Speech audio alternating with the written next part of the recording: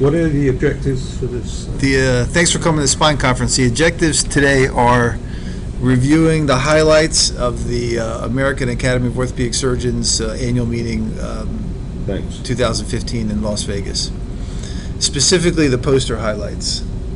So the way the Academy works is there are instructional course lectures where for an hour and a half doctors, and I actually helped in one, teach you something, a specific topic. So the instructional course lectures, there are just plain out posters, papers, where a doctor has 7 minutes to present a paper, and they usually present like 8 papers or so, and then they talk about them. And then there's posters, and I like the posters because I go through every poster. There's 1,000 posters. I look at all of them. I mean, some of them are just for 2 seconds, but it's a really nice way that the Academy does it. So you just take your time at any point during the day, and you go through all these very good research. So this year, for the first year, 2015, my camera was able to capture the entire poster with one shot, and you could blow it up, and you'll see my slides, and you captured the whole poster with one picture. It's amazing. So I was just going to go over the, I think it was like 15. How did your presentation go? Fine, it went fine. Yeah, online repetition management. It was fun. It was good. How much time do you spend on the slot machines? I was saying for the first time I gambled, and very little. I don't like gambling at all. It's a waste of time. Yeah, I don't like it at all. So, David's there all the time. I don't gamble at all. yeah, I don't either. So let's. So the first one was. I thought it was very interesting, and actually, general surgery, David. I want to ask your opinion on this. It was. Actually, not this one. It's the next one. Hold on. I'm sorry. This is on. This was kind of interesting too. Factors influencing pain relief on intra-articular anesthesia injections of the hip. So I do this sometimes. And so what happens is patients come with hip pain and thigh pain, and you don't know what it is. Is it coming from the spine or is it coming from the hip?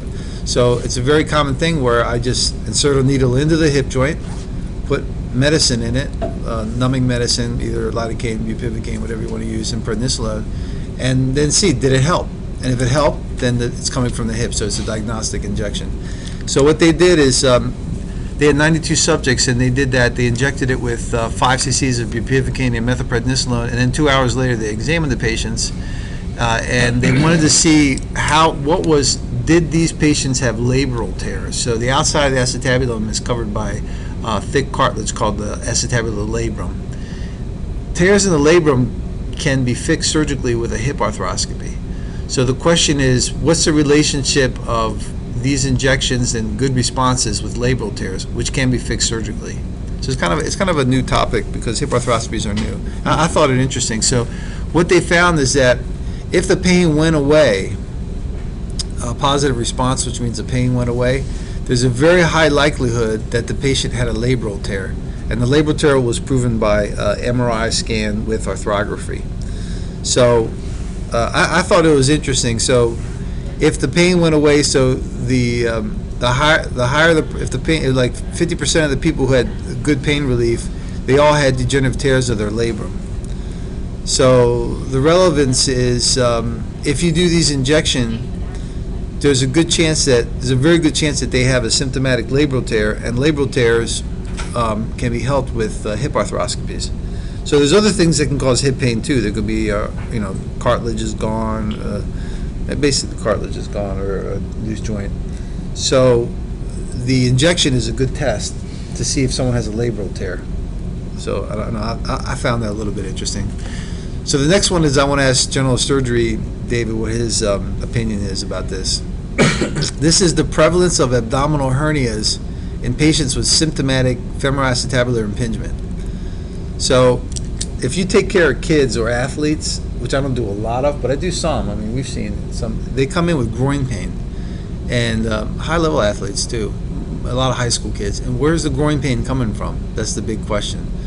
So some of it's coming from the hip, and I'll show you that. It could be coming from an abdominal hernia, a sports hernia, the insertion of the adductors, and it's hard to understand where it's coming from sometimes. So what is a sports hernia? How does that differ from another hernia? My understanding is the sports hernia is just an invagination internally of the inguinal ring, but it doesn't come out much. So what they do is they do an ultrasound of the belly, and they do a Valsalva maneuver, or a strong Valsalva maneuver, and then they ultrasound the inguinal ring, and they show that there's outpouching of the abdominal contents into the inguinal ring, but not much past that.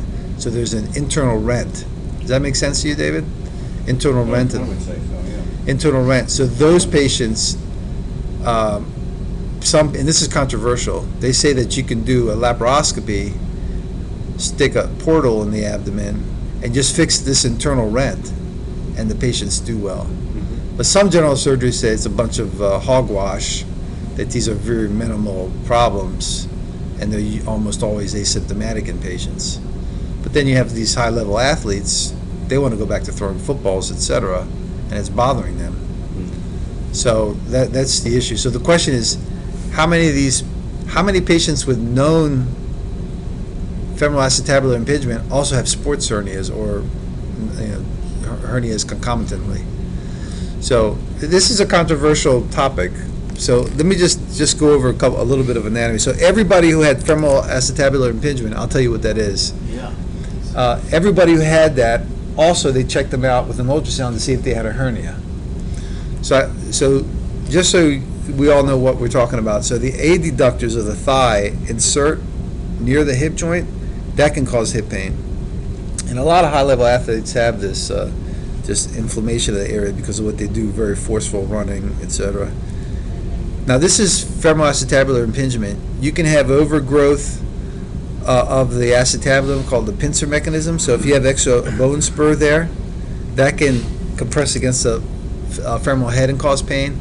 Or you can get overgrowth on the femoral head itself, and that can compress against the hip joint. So when you have a large range of motion, say like your hip is really bent backwards, the hip can come out of socket sometimes or get impinged. It's very painful.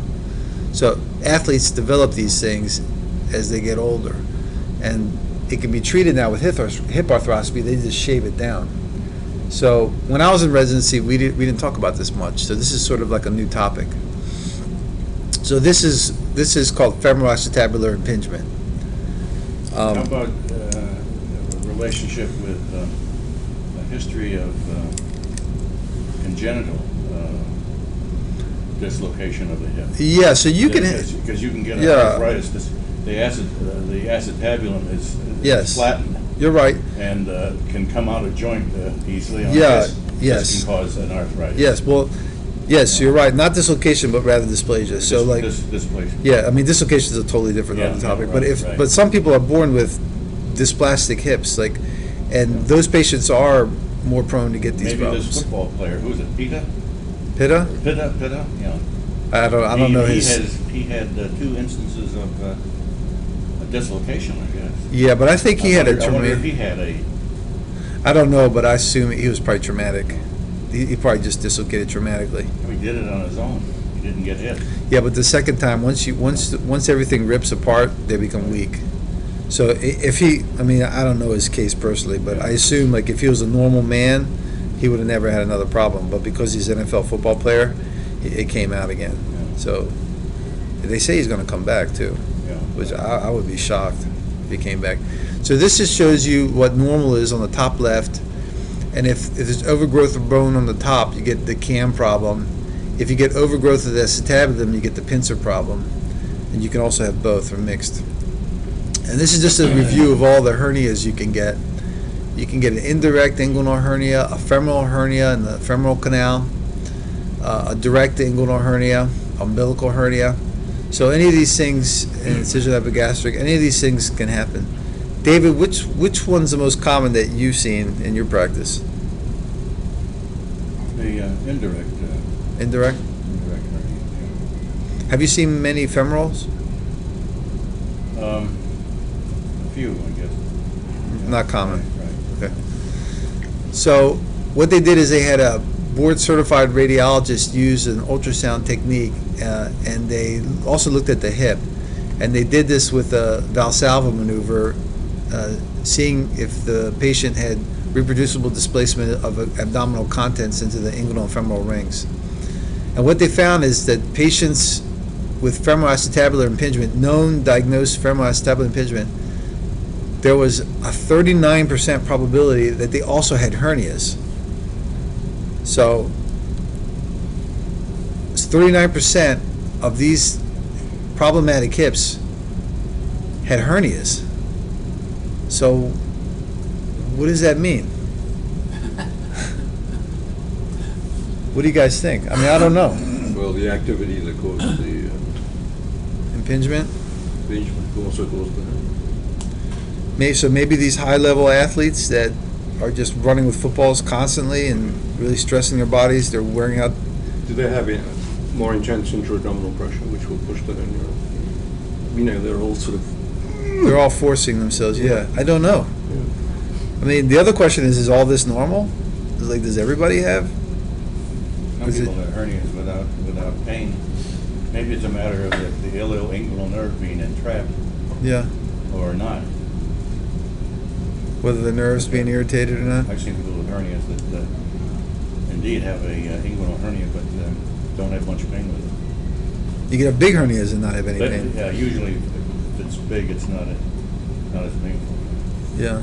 This was a study of athletes, was it? Well, people with diagnosed femoral acetabular impingement, so, I mean, those people are usually athletes. Or, so, I don't know, it's kind of interesting. Do we fix all these people? I mean, it's like, there's a lot of pathology here. So, it is interesting that it's a common problem. Okay, so I don't know, anybody have any answers? Okay. So, this I thought was really interesting topic. Trigger finger release, perform wide awake with different anesthetics. This was done with Thomas Jefferson prospective. So, what kind of numbing medicine is it there out there in the society? So there's lidocaine, everybody knows. Marcaine, very, very common. And Exparel. Does anybody have any experience with Exparel? Never heard of it. Okay, never heard of it, right? Yeah, never. What is Exparel?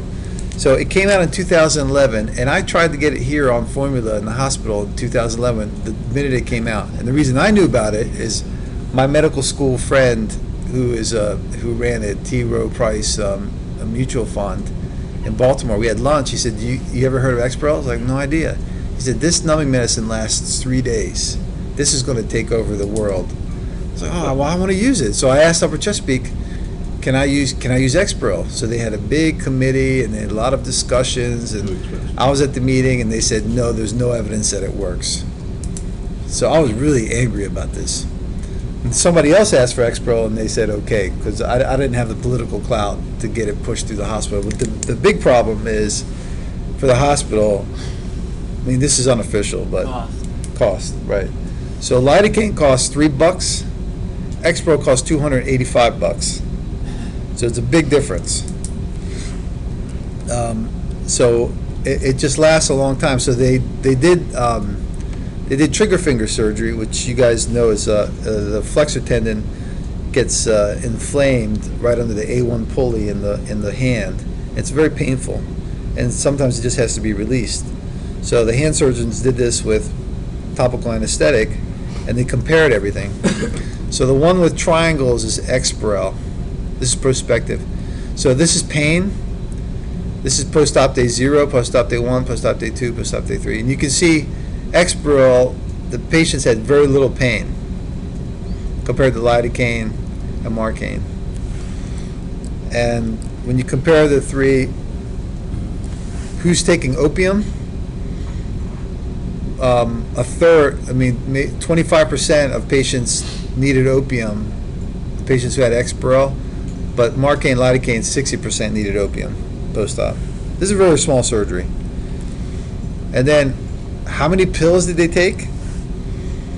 So the Exparel patients took 0.7 pills on average, and the lidocaine patients took 1.6 pills on night of surgery.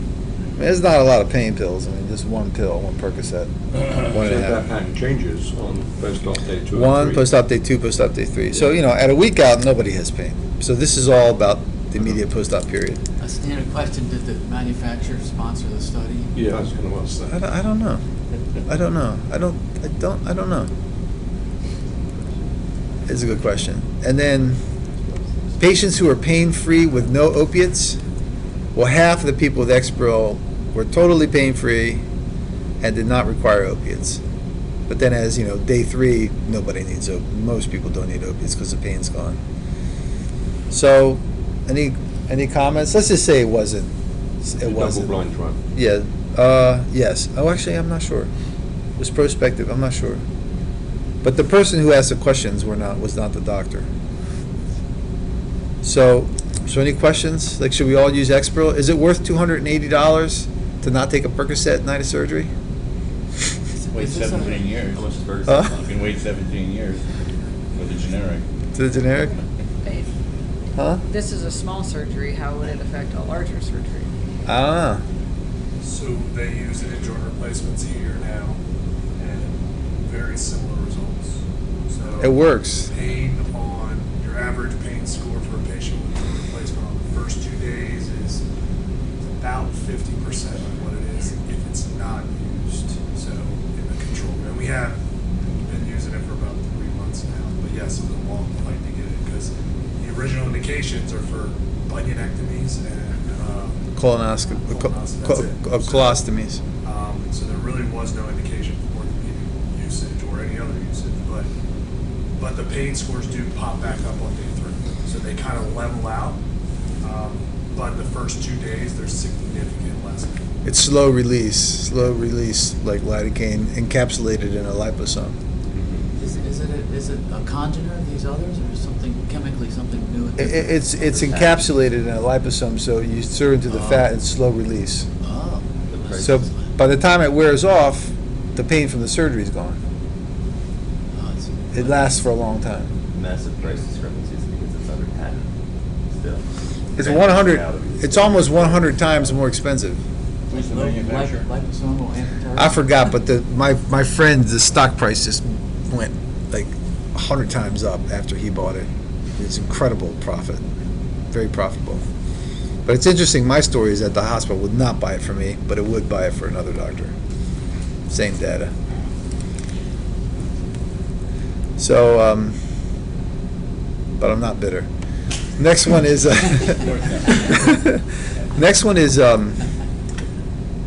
patients develop pulmonary embolism following modern joint replacement have a very low 1-year mortality rate. So I thought this was interesting. This is from a hospital of special surgery in New York. So what's a pulmonary embolism? Well, you get a clot in your extremity. Usually it's a leg from an orthopedic procedure. So the 3 things that can cause blood clots, Virchow's triad, are mechanical injury, venous stasis, or hypercoagulable state. So for us, it's usually injury, like we twist these legs, and then they don't walk because they had surgery, and then they get a blood clot. It's common in orthopedics. So you get the clot, and then the clot can get big, break off, go to your lungs, and then you can die, which is obviously a disaster.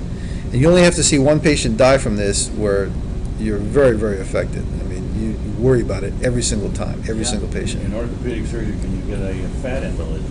Yes, That's another possibility. you can. And you can also get a cement embolism. Cement. Yeah, and patients can die. So it's a very, and we're really worried about it. So the question is that these people had is like, how often does it happen now, and how deadly is it now?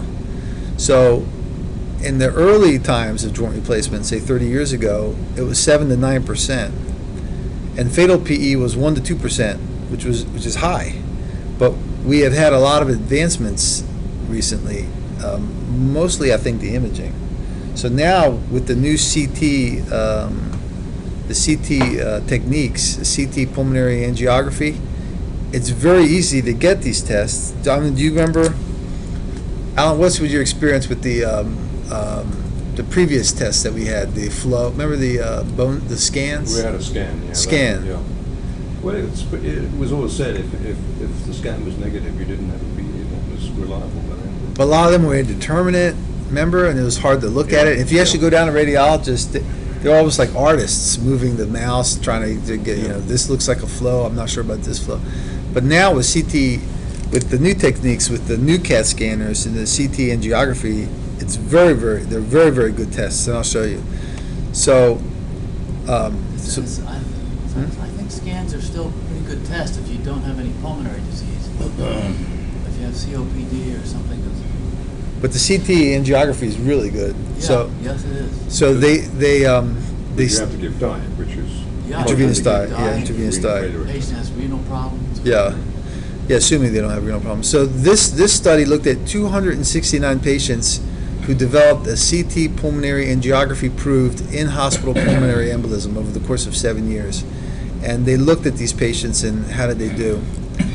So the tests now are excellent. I mean, look at that test. I mean, it's unbelievable. I mean, That looks like a drawing. it's just incredible. And you can see here's a case of a clot Look at that. in the chest. So the tests are really, really good now. So 269 patients, 72 had hip replacements, 197 had knee replacements. The pulmonary embolism was diagnosed at an average of 3 days. Most were proximal. 7% of these patients developed bleeding when they were anticoagulated. And the 19 patients, and 9 developed major bleeding, like upper GI. 11% were readmitted for problems, all sorts of problems. Only 2 patients died. So the 1-year mortality for all pulmonary embolism was 0.74%. It's pretty small. So the 1-year mortality rate for patients developing a pulmonary embolism is less than 1%. And that's not all patients, that's just patients who actually get a pulmonary embolism. How long did they continue anticoagulants after the embolism? I don't recall. It probably standard 6 months, but I don't recall in this study. So they think the reasons why it's so small is that we have a way to make a very rapid diagnosis now with CT angiography, and also we prophylax a lot of patients. Like it's on our radar. Everybody gets compression stockings. Everybody gets ambulating. Everybody gets some aspirin or warfarin or whatever. Lovenox. Or Lovenox. I mean, everybody gets treated now, so the mortality rate's very low now. So, yeah. How much annoying bleeding do you get? I mean, does that really hurt your efforts with the surgery? Intra-op? Patients are prophylaxed with.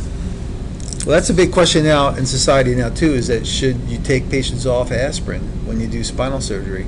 And there was a I poster, would think you have to. well, there was a poster that said the patients did fine. Huh. There was a poster in this account. I didn't take a picture of it for some reason. I forgot to take a picture of it or something. But there was. I didn't like the study. I didn't like the way it was conducted, so I didn't want to talk about it. But it's a controversial subject now. I would expect. Yeah. Yeah. No, it's a problem. Like so. Usually, I mean, some doctors do total hip replacement and give the first dose of Coumadin the night of surgery. That's one technique, and it's not effective during the operation. Of course, yeah. And also the other thing is Lovenox. Most doctors wait a period of time before they give Lovenox post-op, like 24 to 48 hours. So it's a balance of bleeding versus prophylaxis against pulmonary embolism. Okay, so the next one I thought was interesting too. Low-dose aspirin as an effective chemoprophylaxis for preventing blood clots. This was done with Thomas Jefferson. So with total joint replacements, you need to do something to avoid blood clots. And now a very common treatment is aspirin, 325 milligrams twice a day is effective. And the question is, can we lower that dose to 81 milligrams twice a day, even lower? So this analyzed 2,800 total joint replacements into 2 groups prospectively. One got 325 by mouth twice a day for 4 weeks, and the other group got the low dose that we give for cardiac, 81 milligrams twice a day for 4 weeks. Actually, it's not 81 once a day for cardiac prevention, but 81 milligrams twice a day. And it reviewed these patients. So they're all getting pneumatic compression. They're all getting pneumatic compression. I don't think anybody thinks that aspirin stops you getting a clot. The DVT. Do you Pneumatic compression alone, you need to add something. Even aspirin does help. but in it's the not been orthopedic brought up literature. as effective surgical prophylaxis for DVT. For total joints? Would you? I don't know. Yeah, it is. It is now. That's- Combination with You gotta give something with pneumatic compression devices. With what? combination. With pneumatic compression devices, the compression Oh, yeah, devices. sure. But you can't go just compressive devices alone. So this group was 81 milligrams twice a day versus 325 twice a day. I think And- probably the reason was they had the boots on, pneumatic Oh, compression. Oh, yeah, Didn't really matter. no question, Yeah. no question. So they found that the results were almost the same. In fact, the higher dose aspirin patients had a higher incidence of DVT. So it shows here that low dose aspirin, 81 milligrams twice a day, is effective for stopping blood clots just as well as high dose aspirin. I think it's a very flawed study. Flawed? Yeah, because you're effectively preventing DVTs by giving them compression boots. So it doesn't really matter what dose of aspirin you give. No, but One doesn't, how are you going to sort that out? that's been Unless you done. have- Pneumatic compression devices alone are ineffective for DVT. You see what I mean? So you've got to use something. Yeah. That's been proven that's not good enough. So you have to use something in addition to that. Oh, yeah, I agree.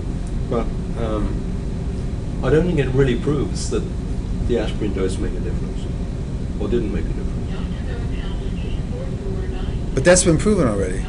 You see what I mean? Like you need to have some kind of anticoagulation in addition to the compression devices. So the question is what? It used to be warfarin, which was difficult to manage, and Lovenox, which is Why not difficult too. subcu-heparin, Lovenox? That is an option, Yeah. but it's expensive and it requires an injection. I Well, wouldn't want to, if I were having surgery, I wouldn't want to rely on aspirin. I'd want something else.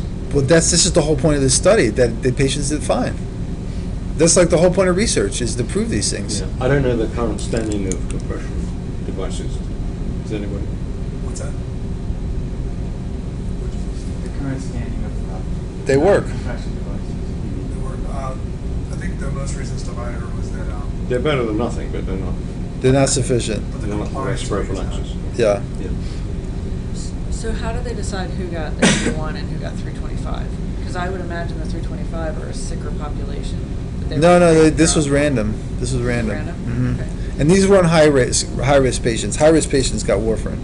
Okay. So this is low risk, like average people. But that's the whole point of this, is that this is evolving.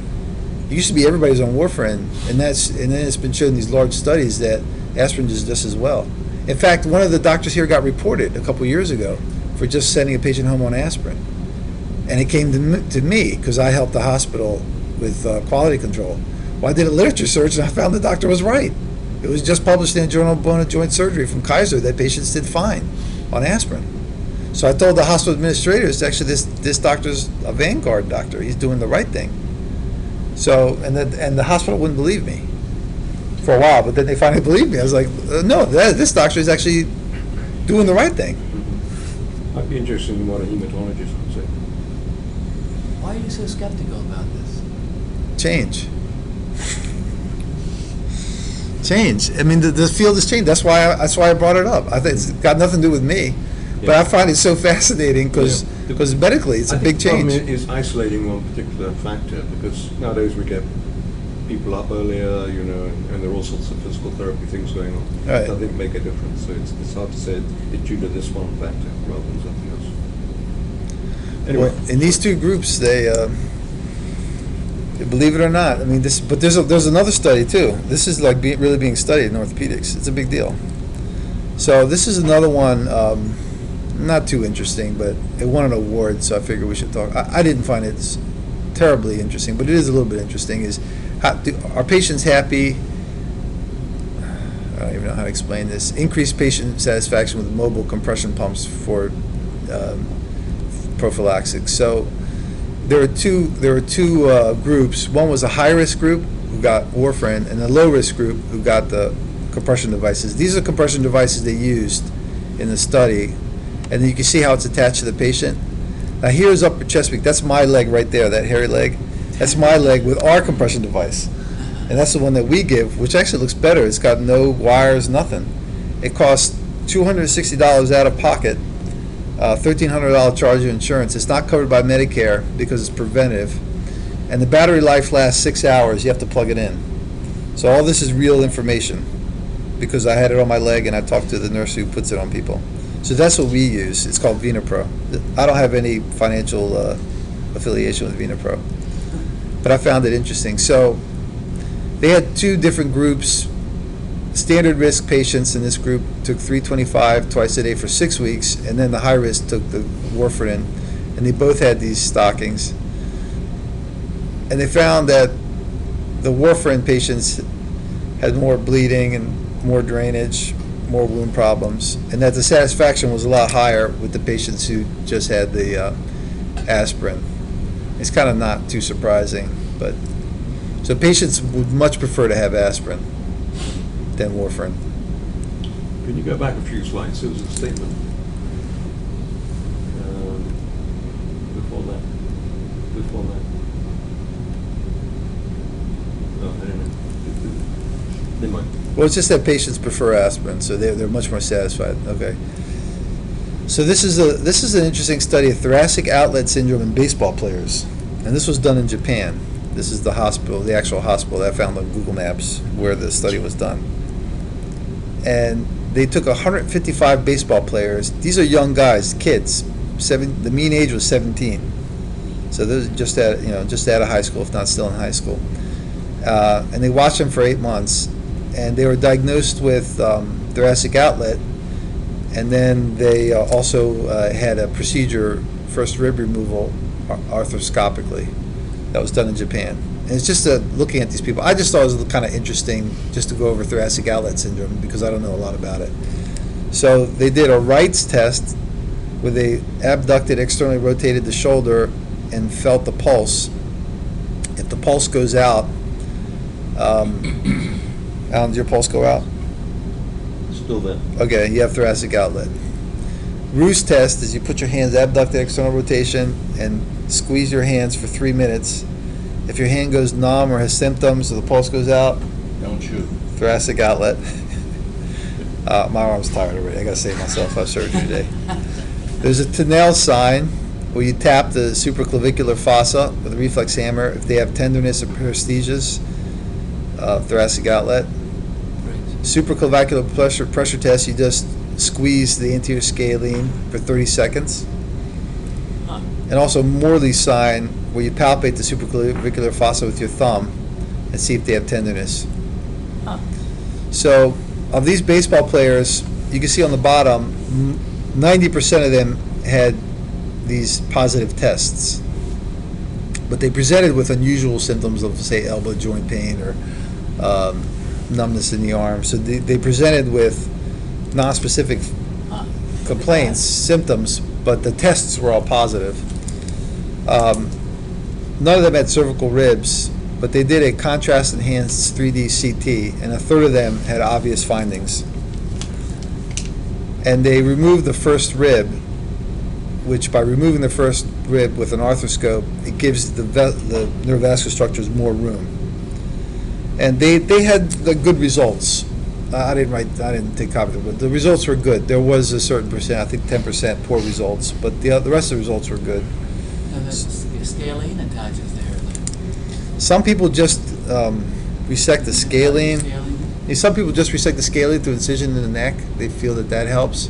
The first rib it's a big procedure, but they do it arthroscopically, and they found that they had good results for baseball players. It's hard to throw a baseball 90 miles an hour, so I don't know if it's worth having your first rib removed so you can be a baseball player, but I guess if you start for the Yankees, it's worth it. Were these 105 players selected at random, or they were people with symptoms? People with symptoms. This is a retrospective Yeah. review of patients who had the problem, a procedure. It's not really trying to prove anything, just kind of like. Why did they get outlet syndrome? It's a scaly muscle hypertrophy, Possibly, or it could be just It's like brachial plexus. the act of throwing a ball 90 miles an hour. everything's, you can't have a first rib maybe to do that Yes, sir. regularly? I don't know. It's a controversial subject. Okay. Take up cricket. Stop playing baseball. That's what I'd say to patients, stop playing baseball. So this next one I thought was interesting too. This came out of Japan too. Perioperative hyperglycemia and postoperative infection after total joints. So the relationship of your blood sugar with the chances of getting infection. Huh? So this was done in Kiyowakai Hospital in Japan. So we all know that having a high glucose is bad in the ICU. It can give you heart attacks, infections, all sorts of things. So they measured fasting blood glucose for 2 days post-op in patients who had joint replacements. And they also checked the hemoglobin A1C in 236 patients who had total joints over 2 years. Out of these patients, 14% were known diabetic, and the hemoglobin A1C average was 5.8, fasting blood glucose 96. So out of these 236 patients, there were 3 joint infections, and 2 of these were diabetic patients, which is no surprise. And this is the pattern of the fasting blood glucose in the infected group. And you can see the people who got infected had a much higher blood glucose than the people who didn't get infected. So this is only 3 patients. 3 patients. Is that Some- statistically valid? Oh, they did the numbers, they thought so. Yeah.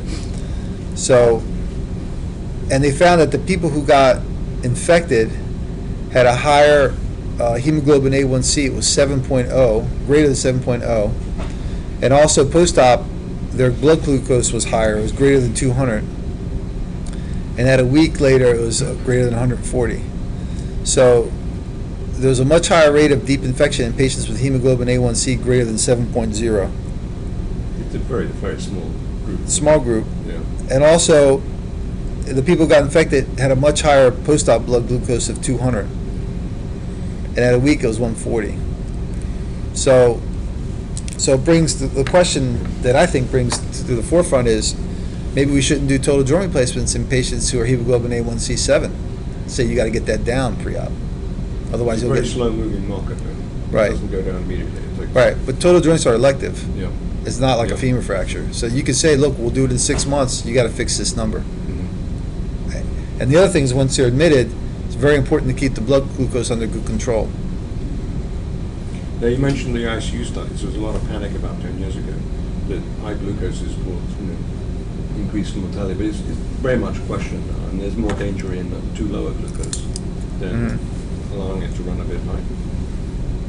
So maybe it's just a trendy thought. I don't know. Okay, this one I copied this for Erin because she has young sons, and this is the results of athletic perceptions towards concussion injury. And they followed. So what's a concussion? You get headaches, nausea, vomiting, all sorts of problems. I won't get into that. But the background is, when we diagnose concussion, we have to ask the kids what they feel, because most of them don't lose consciousness.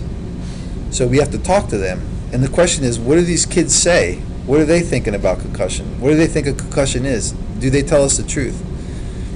So these are the kids they studied, and they gave questionnaires to these children by an athletic trainer in a private, quiet setting, and everything was anonymous to the kids. So basically, this had nothing to do with playing football. This was in a room by themselves. Everything you say is going to be anonymous. So hopefully it's the truth. And they found some interesting things. Basically, there's a couple knuckleheads that don't ever say they had a concussion because they don't want to stop playing. And the most interesting statistic I found was 37% of the kids said they would not report a concussion symptom to the athletic trainer during the game. And 30% said they wouldn't even say it after the game as well because they don't want to come out of the game. And some of them never say they have a concussion because they know if you say you had a concussion, you have to stop playing football. But the problem is that when you get concussed, you lose the memory of it. So would they ever remember anyway? Well, that's another question, yeah. Well, no, there's post-concussive syndrome that lasts for a long time. Post-concussive syndrome, the kids can't function in school, they're Yeah. just taking everything, it lasts for a long time. I'm actually surprised that number of 37% isn't higher. Yeah. I watch every day. I mean, I watched 2 kids get carried off the field yesterday. Kids don't want to come off the field. You see them doing this on the sidelines, put their helmet back on and send them in. It doesn't make sense. Players frequently report that they don't recall playing on after they got concussed. Is that so?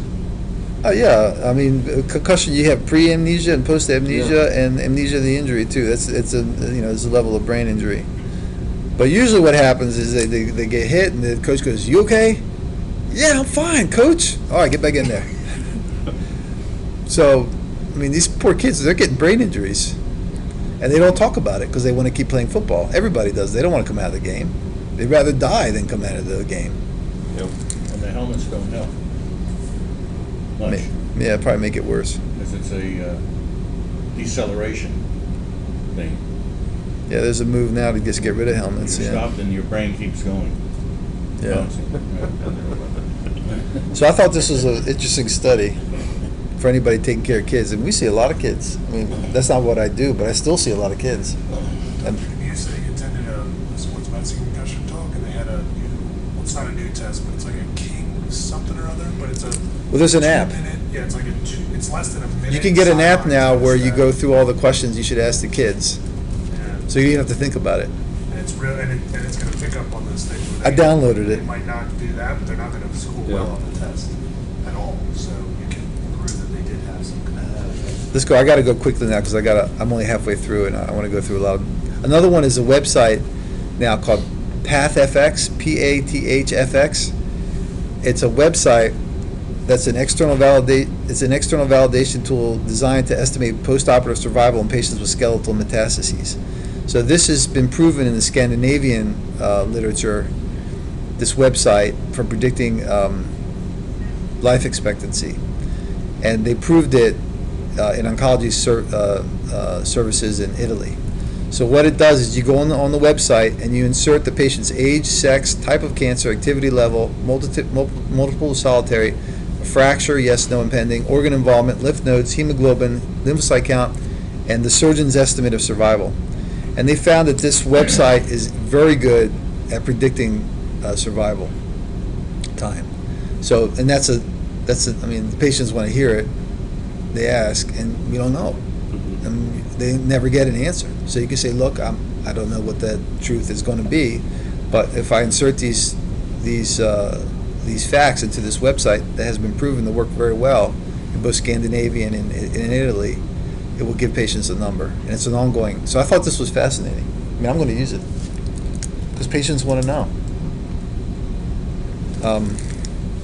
So I thought it's called PATHFX, Path Fracture. So I don't want to beat a dead horse now, but now it's aspirin versus potent anticoagulants for venous thromboembolism prevention in total joints. This was done by the Geisinger Hospital. And this is another interesting thing I found is a lot of research is done by hospital systems and insurance carriers, which is interesting. Not doctors anymore, but different entities. So these are 7,000 hips, and they compared aspirin and warfarin.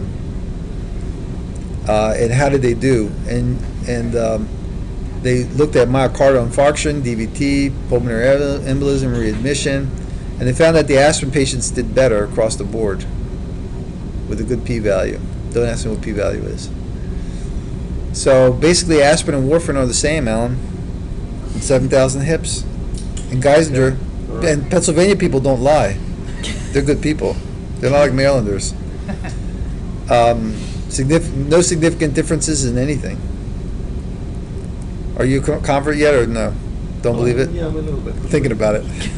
Okay, this is I love this article because I'm Doesn't gonna. like it because it doesn't cost money. Aspirin doesn't cost. It's cheap. This I've been saying for like 1,000 years, that inconsistent operating teams correlate with higher rates of complications or 30-day readmissions. What is inconsistent? Well, this is the same thing. Is I want to work in the operating room with the same people. I can't stand it when I talk to different people. I want the same person every day. Really? Yeah, I can't stand different people. I want the same, and even if it's a bad person, if it's the same person, I can deal with that person. I want the same team. And the hospital says, we can't give you the same team because we need to be able to put people wherever we want because it's schedule. It's like, no, I don't care about the schedule. I don't care about anything. I just want the same team. And they always fight us. So they found, like, they looked at 30-day readmissions, and they had 3 types of teams. They had the same team, then they had a mixed team, basically just a couple new people, and then an ad hoc team. Everybody was new. And they found that 30-day readmissions were significantly increased if you had an ad hoc team by 5%. So having the same team is important.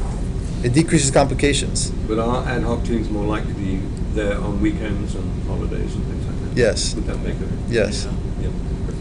So, Jen, we all know that having surgery at the weekend is a bad idea. But this was not an emergency service. This was total joint replacements, which is an elective procedure. So it just goes to show that having the same team for surgeries is safer for the patient. We've been saying this forever. So I thought this was interesting. So this was, I don't know, I found interesting, but this is for pedicle subtraction osteotomy. These people used a new osteotome to do this. So you may say, what's a pedicle subtraction osteotomy? It's a very difficult surgery. You cut a wedge out of the spine, a 30-degree wedge, and you straighten somebody out. It's a very big operation. I think I've only done 5 or 6 of them with a very, very high complication rate. The stated complication rate in the literature is 100%. So it's a very high-risk procedure. Now, knock on wood, I haven't had any complications in my patients, but I don't do it that often either because it's a serious, serious operation. So usually we use just these osteotomes, these straight, sharp osteotomes to cut the spine, but these doctors use this special osteotome, which just, instead of using these blades, just cut the wedge itself. So you can see that this osteotome just cuts a wedge by itself. You don't have to move it, it just does it automatically. This colleague of yours stressed these surgery for deformities. These deformities, and he said beware because there's going to be a tremendous influx of active osteoporotic elderly patients in their 70s with worsening degenerative deformities. Yeah. You're going to want corrected. Yeah. Straight spine and this other stuff. Yeah, I know. Is that you think that's true? Well, I don't know if we should go start ringing the alarm or anything, but there's going to be a lot of old people coming online when I apply for Medicare. It's going to be, everyone's going to be my age. I want to stand up straight. It's going to be, I mean, we're going to be a nation of old people in 20 years. Yeah. They're going to reduce. We're going to be like Japan. Yeah, reduce benefits. Nobody's going to be working. We're all going to be like playing bocce ball. And so they just found patients with the new osteotome had fewer complications, but they all had complications like stroke, pulmonary embolism, heart failure, I mean, serious problems. Maybe the surgery shouldn't be done in the first place. He didn't mention that. He didn't mention all that. Yeah, no one likes to talk about bad news. So that's why I usually don't do the procedure because it's such a high complication rate. I don't want to do it. I don't even understand how the mechanism works. Okay, the next one is balloon kyphoplasty. So does balloon kyphoplasty make the spine straight? And the companies all said it did, but everybody knew it didn't. And I never said that. so they measured to see if people were bent forwards. They looked at the C7 plumb line. If the C7 plumb line changed after kyphoplasty, did the alignment change? And the answer is no, it didn't change. So they just followed, like, if you insert cement into the bone and you insufflated the balloon, does the balloon make the spine straight? Theoretically, it's supposed to, but it doesn't. But the balloon still is of some benefit because it makes a cavity where the cement will go, and I feel it decreases the risks of the cement going into places you don't want it to go, say the spinal canal or the venous system. So the other complication I thought was interesting is 12% had a fracture at another level post-op, which I've seen. So But that can't necessarily be related to the kyphoplasty no, I don't think so, itself. yeah. But I found that interesting because we all know that, but no one's really proven it. So someone kind of proved it. So this is another interesting, and this was done in Japan as well. They did total spondylectomies for metastatic tumors, and I'll tell you what that is. And this just showed that it was a learning curve, which is not a surprise. But they used jiggly saws to take out the entire vertebra of a spine. They cut the pedicle with the jiggly saw, and that removed the posterior elements, and then they cut the disc space with the jiggly saw, and they removed the vertebral body. This is a very, very big operation. And they took out metastatic tumor, a primary, just a single metastatic tumor. But then the interesting, also I just want to show you, they also use transexemic tranexamic acid, and they found that that was significantly helpful to decrease bleeding. But we also did hypertensive anesthesia and pre-op embolization for the tumors. But the other interesting thing I found is they took the bone full of tumor and they inserted it into liquid nitrogen on the table, on the operating room table. Killed all the tumor, and then they used that bone for bone graft. Interesting, right? Oh my God. And they felt that this gave the patients anti-tumor immunity, and they had some cases of a CAT scan where the metastases shrunk. So they think it's actually beneficial. That's very interesting. Well. That's interesting. It's being done in Japan. I did a 3-level case, same thing, on block using a wire. Spondylectomy? And they did not reinsert it. Yeah. These are very big surgeries. Okay. This is an interesting topic. Does the use of the operating room microscope in spinal surgery increase infection rates? And the initial thought was yes. They used the American College of Surgeons National Surgical Quality Improvement Program, statistics from 2011, 2012. And this is just who the patients were. And then what I found fascinating is 90 to 100% of these cases did not use the microscope. I thought everybody uses the microscope. Aren't you shocked? Yes. I mean, I can't tie my shoes without the microscope. And people are not using microscopes. I thought that was fascinating. But maybe because they're so expensive. But anyway, it did not increase infection rates. So this study showed it did not increase the infection rate. So that's a fallacy. So I think the people who say that it causes infection, they just don't like using the microscope. Okay, this is another interesting thing. Does intra-wound application of vancomycin powder decrease surgical site infections? We use vancomycin powder, right? And that's been proven that it does help in other studies. But in this study, they used 1 gram of vancomycin powder, and they found that it did not significantly decrease the infection rate. It did decrease it by 2.6%, but it wasn't statistically significant. So in this study, 1 gram did not change it significantly, only 2.6%. This I thought was interesting is the risk factors of delirium in patients undergoing total knee replacement. So it's a common problem. Patients over the age of 70 get delirium post-op, and it's very disconcerting for everybody involved. So they found that the incidence of delirium was 3%, and independent risk factors were a history of dementia in the chart, and also on post-op day number 3, if your BUN was elevated greater than 14.9, which the people in the study thought may be dehydration. Huh. So those were the risk factors. I mean, pre-op dementia makes sense, but elevated BUN was an increased risk for delirium. Very elevated. No, not really. So I thought that was kind of interesting. So here's another vancomycin study. Vancomycin powder, does it save money? A cost analysis. In this study, they gave 2 grams of vancomycin powder, and these are all the statistics. Everything was similar. Why did they choose vancomycin?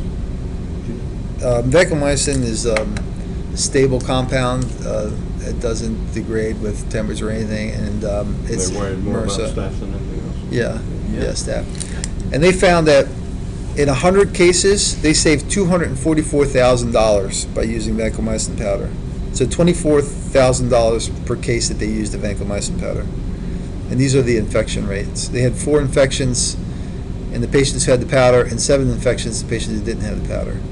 So they just felt that as a hospital system, they saved money by inserting vancomycin into the wounds. So I thought that was kind of interesting. Let's counter the other article. So this is an interesting article. The Association of Psychiatric Factors in the Development of Chronic Dysphagia After Cervical Spine Surgery, which we do all the time. So you do anterior surgery in people's necks, and some percentage of them get serious dysphagia.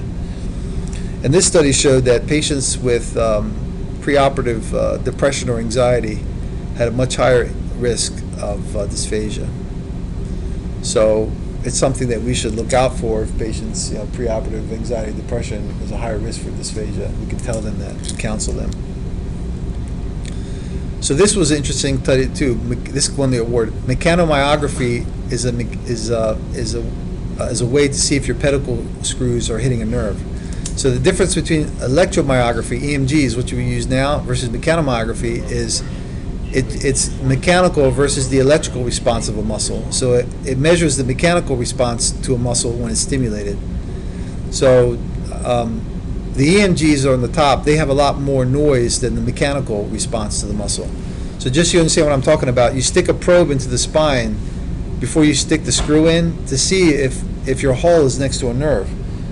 If it's next to a nerve, you don't want to stick the screw there because it'll hit the nerve and have problems. So instead of measuring the electrical response of the muscle, they checked the mechanical response of the muscle, and they found that it was much, much, much better. So this is kind of interesting as we do this every day. So this may be the future. So how do you test it mechanically? I don't know the specifics. I gotta look. I've never even heard of this. This is not under anesthesia or anything, this is an awake picture. No, anesthesia. You stimulate the probe to stimulate the nerve. They're not paralyzed by They're the not- anesthesiologist, obviously. They're not paralyzed, no. Okay. This was This was the incidence of a blood clot before and after spine surgery.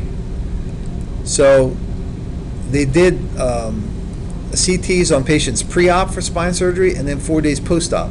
So they're doing, everybody gets a CAT scan pre-op to see if they have a blood clot before spine surgery, and everybody 4 days post-op. And they found that pre-op, 1.8% of the patients had a PE, 3.6% of patients had blood clots, and then post-op day 4, 2% had PEs. Hold on. Post-op, 7% of patients had PEs, 6% had blood clots. So there's a very high incidence of asymptomatic thromboembolism in spine patients. So the incidence of asymptomatic venous thromboembolism was 5.5% pre-op and 15% post-op. I thought that was These fascinating. spine patients usually have spent a lot of time sitting around or Yeah. sitting in a chair. Yeah, because they hurt. Yeah, okay, so that's the reason. Yeah, but it's concerning. Yeah.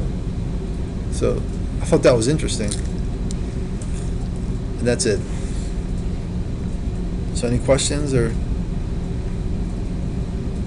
That's what I learned at the academy. Other than that, how to play blackjack. Yeah, it's interesting. Thank you. Thanks.